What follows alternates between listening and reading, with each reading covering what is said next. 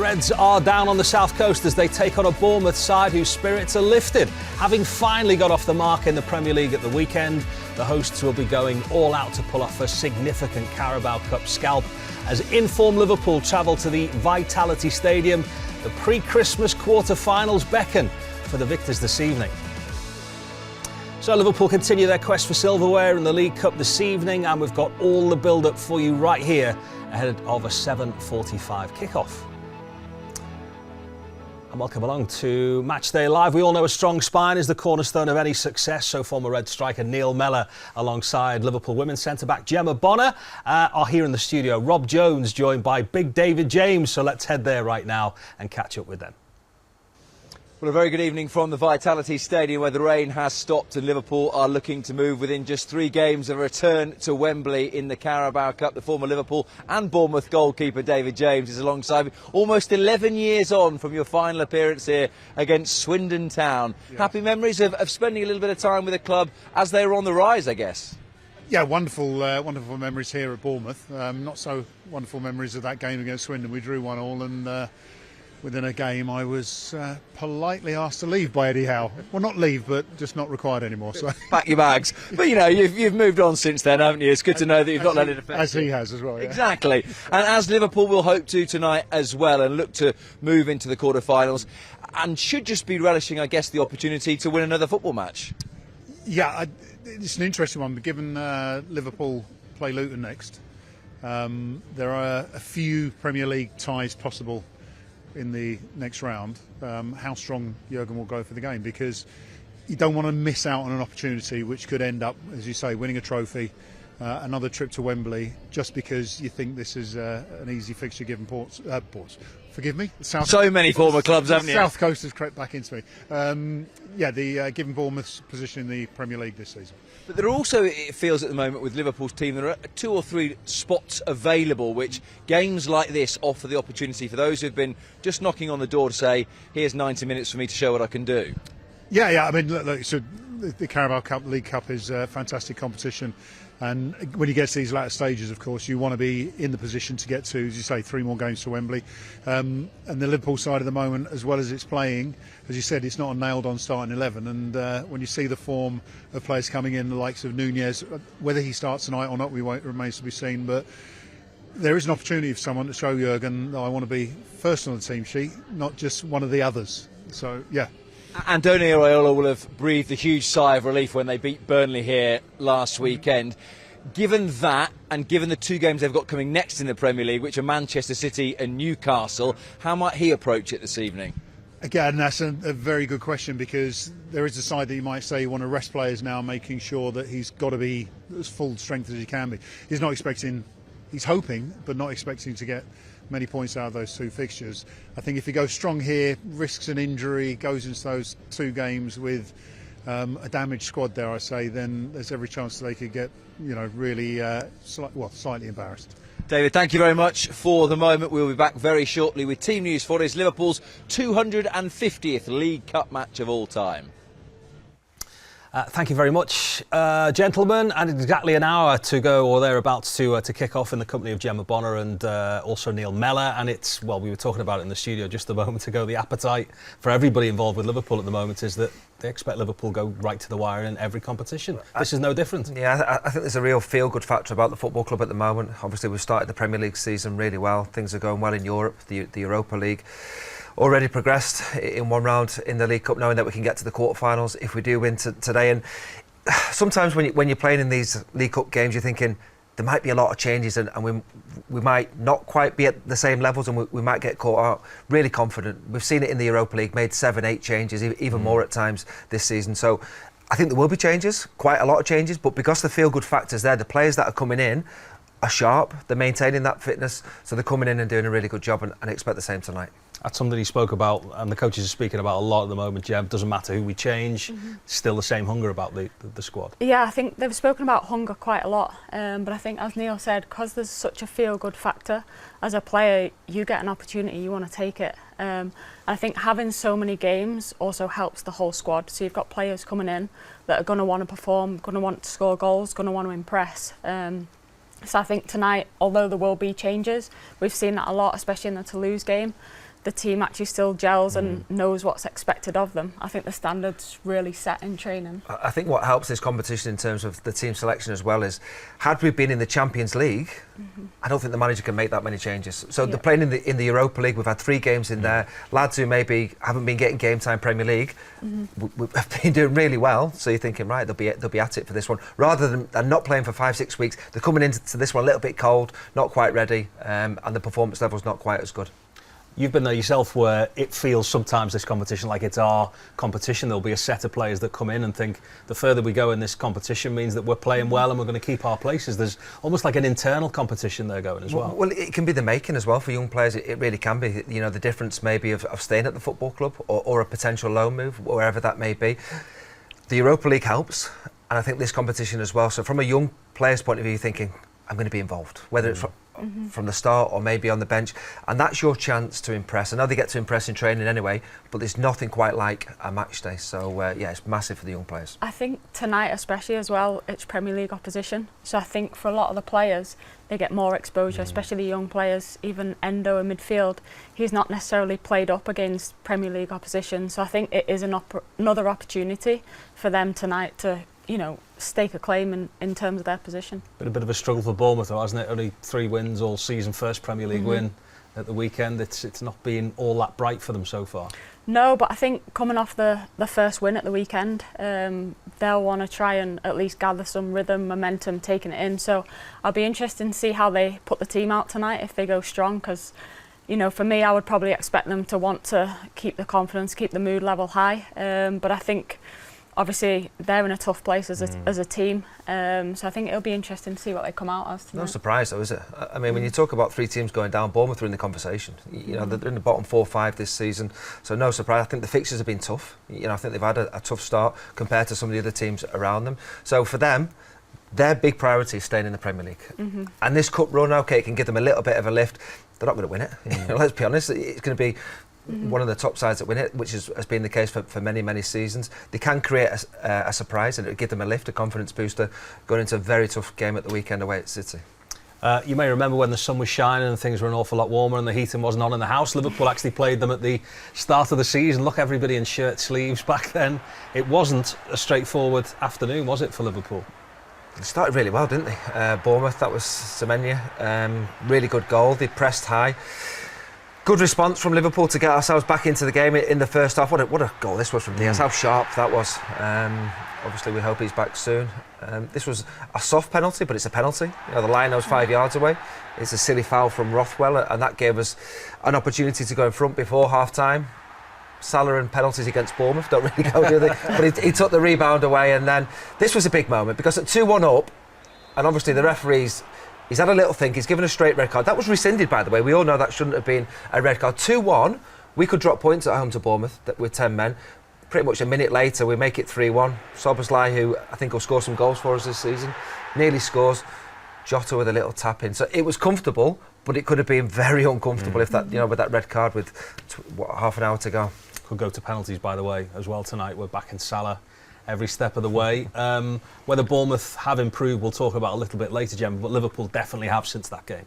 Yeah, I think for sure they've seen progression in every single game. I think, like we said, the competition, I think it pushes you as a player. So you know if you've got people performing, you have to perform as well. I think what I've liked is there's been a lot of, you can't really predict where the goals are coming from. Whether it's, obviously we know we've got the crossing, maybe not from Robertson now because he's got the injury with the Trent crosses in, but I think we've seen with the midfield there's goals coming from there. Jota, Nunes, whoever it is, I think there's a threat from all over the pitch now, so I think they'll be looking to definitely score some goals tonight, that's for sure. Briefly, when things are this good, games can't come soon enough, can they? There's no talk of fixture pile-ups or nothing like that within the team. Just open your names on the team sheet. but freshness, Gemma's mentioned there about goals, you're thinking we can rotate and there's freshness there to come in and want to score and do score. I think we've also seen in the other games, even when Mo's come on, he looks excited, he wants to go and play, even if it's just 15-20 minutes. 4-1 at Toulouse coming on. Yeah. Oh, yeah. And he's got a big smile on his face. Hungry for the goals. Hopefully we'll have that big smile as well. Let's find out what that team is now and head back to the South Coast and Rob. Thank you very much, Pete. Well, just a third meeting in the League Cup between Liverpool and Bournemouth, and Jurgen Klopp has gone pretty strong tonight, has to be said. 8 changes from the team that started the victory against Nottingham Forest on Sunday, but Mo Salah, Dominic Szoboszlai and Kostas Tsimikas all keep their place this evening. So the Liverpool team in full. Quivin Kelleher makes his 4th appearance of the season. That's as many as he managed in the whole of the last campaign. A back 4 of Joe Gomez, Joel Matip, Gerald Kwanzaa and Kostas Tsimikas.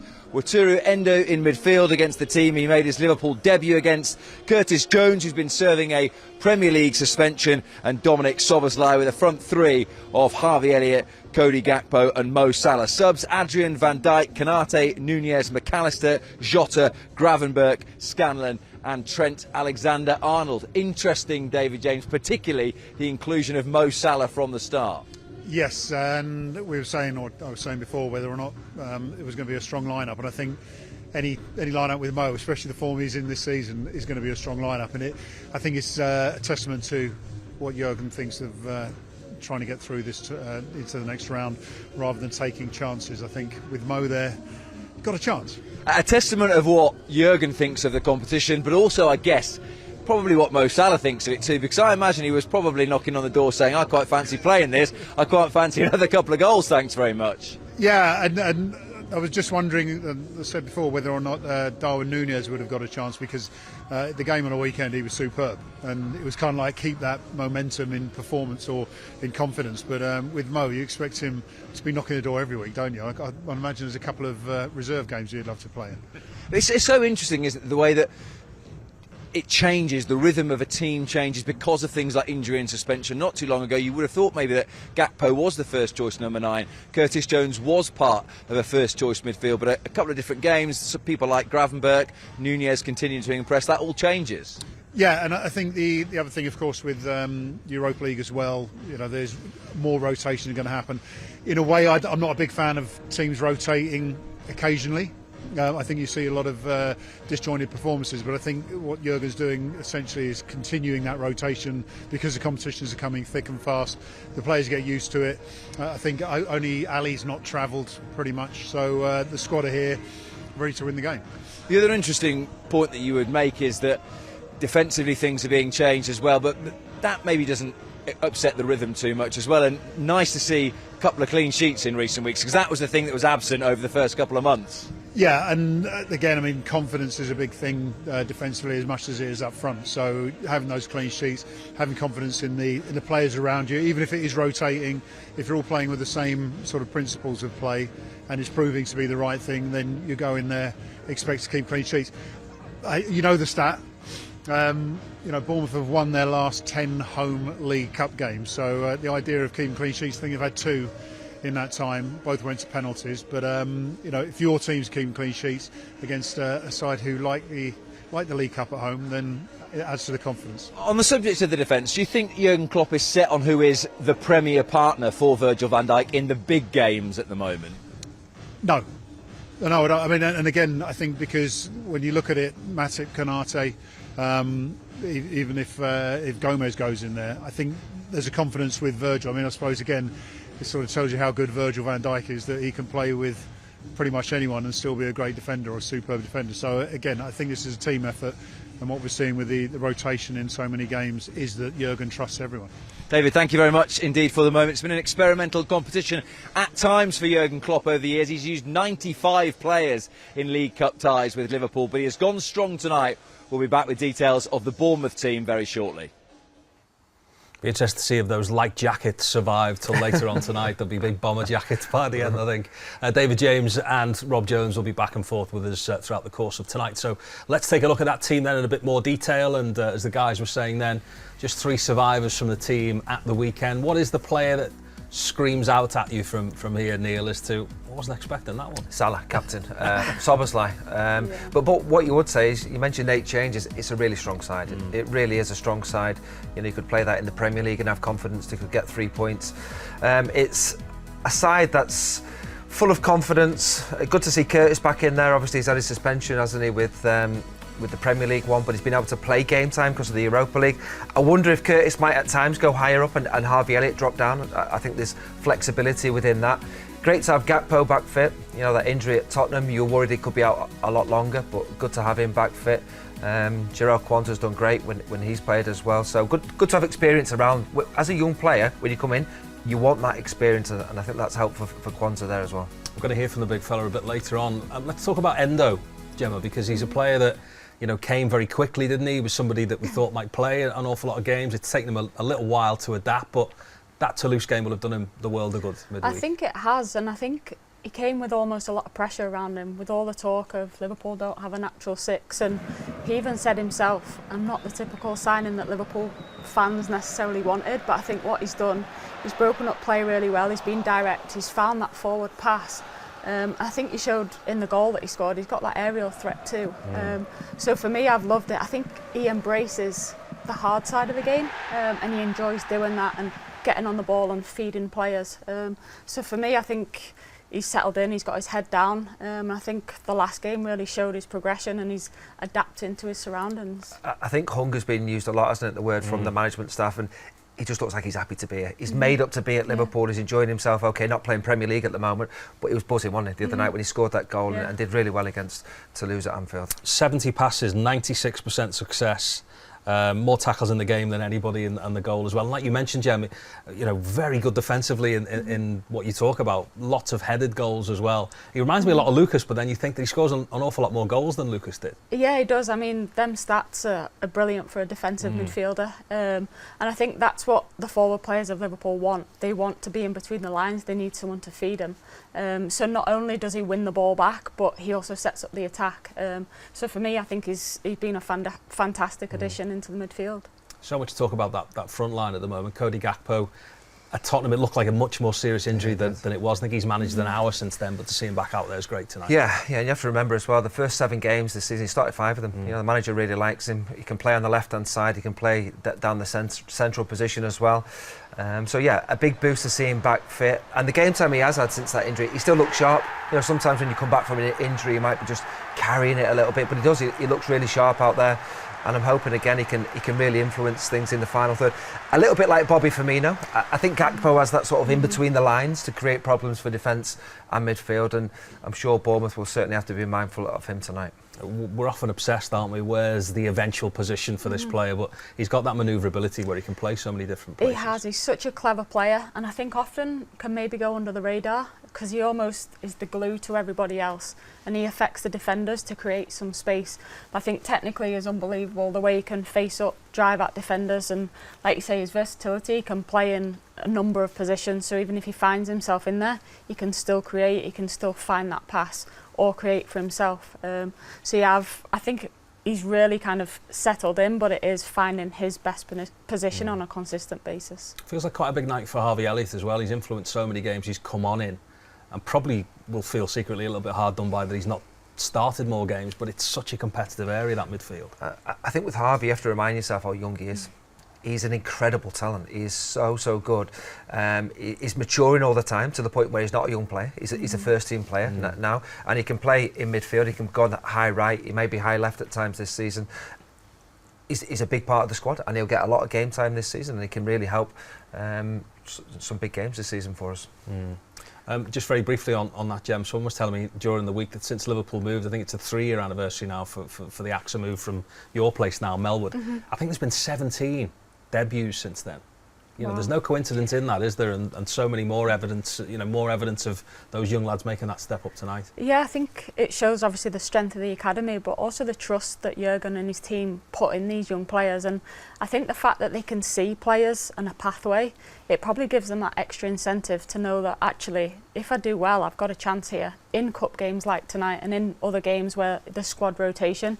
And if you get the opportunity, it's up to you to take it. And I think Harvey's obviously come through. He's been such an exciting addition, and we do forget how young he is. But we've also seen obviously Chambers coming through, Scanlon the other night. So those nights mean so much for the young players, but it shows there's so much hard work that's gone in, but that's nothing without the trust from the manager, I think.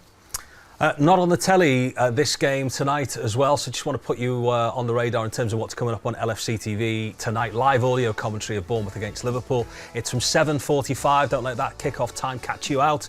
We'll be back with analysis and exclusive and post-match interviews as well in the Matchday reaction from 7:45 tonight. And of course the full match replay is available on demand on LFC TV and LFC TV Go from midnight. And on Thursday, look out for Inside, where we go behind the scenes at the Vitality. That'll be on the LFC YouTube and Facebook pages as well.